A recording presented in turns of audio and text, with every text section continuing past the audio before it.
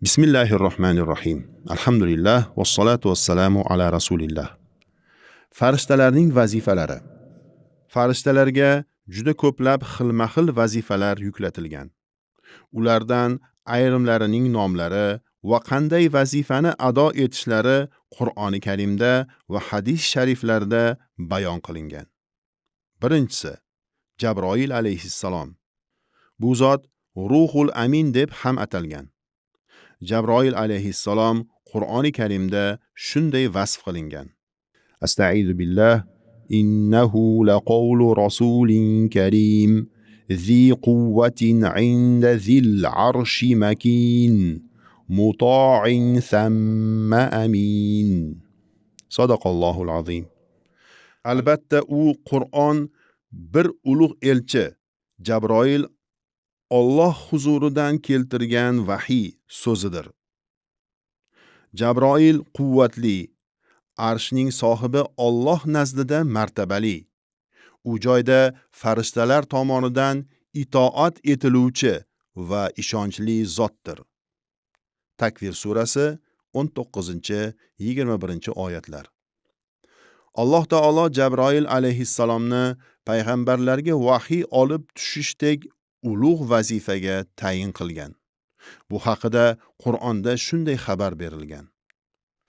Astaizu billah va innahu latanzilu robbil alamin nazala bihi ruhul amin ala qalbika litakuna minal munzirin. Sadaqallohul azim. Albatta bu Qur'on olamlar Parvardigorining nozil qilgan kitobidir. Uni Ruhul Amin Jabroil olib kelib ogohlantiruvchi payg'ambarlardan bo'lishingiz uchun qalbingizga tushirdi. Shuaro surasi 192-194 oyatlar. Ikkinchisi, Mikoil alayhissalom. Bu zot ulug' farishtalardan bo'lgani uchun Qur'oni Karimda farishtalar umumiy bayon qilinganlaridan keyin alohida Jabroil alayhissalom bilan birga zikr qilingan. Astaizu billah, man kana aduwwan lillahi va malaikatihi va rusulihi va Jibril va Mikala fa innalloha aduwwun lil kafirin. Sadaqallohul azim. Kim Allohga, uning farishtalariga, payg'ambarlariga, Jabroil va Mikoilga dushman bo'lsa, bilib qo'ysinki, Alloh ham unday kofirlarga dushmandir. Baqara surasi 98-oyat. Mikoil alayhissalomni Alloh taolo yomg'ir va nabototlarga vakil qilgan. Uchinchisi, Isrofil alayhissalom. Qiyomat kuni bo'lganda surga puflashga vakil qilingan. Sur haqida shunday xabar berilgan. Sur chalinishi bilan osmonlar va yerdagi bor jonzot o'ladi. Illo Alloh xohlagan zotlargina tirik qolurlar.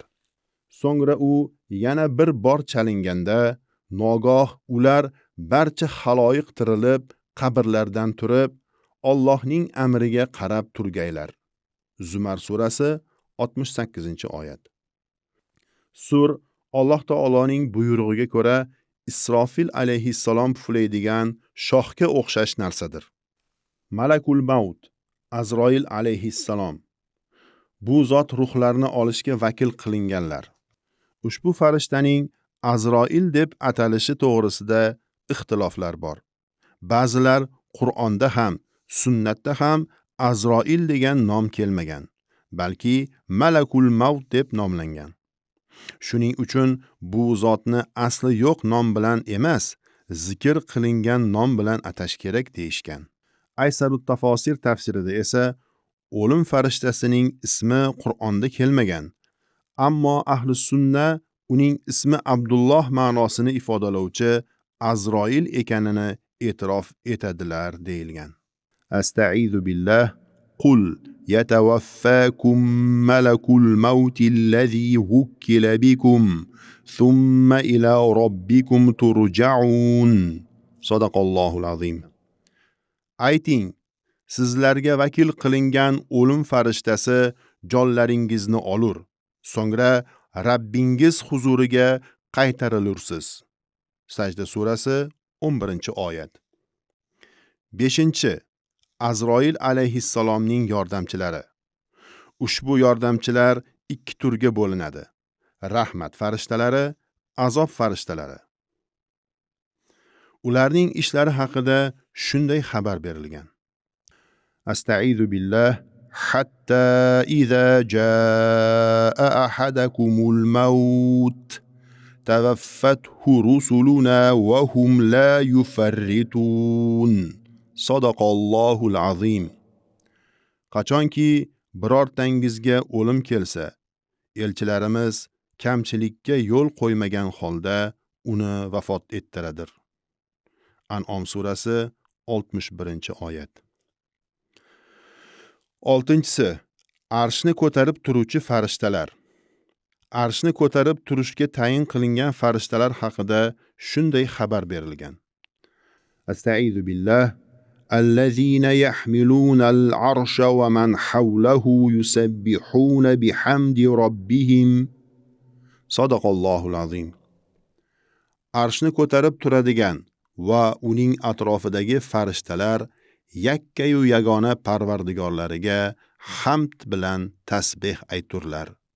G'ofir surasi 7-oyat. Va sallallohu ta'ala ala khayri xalqihi Muhammad va ala alihi va ashabihi ajmain.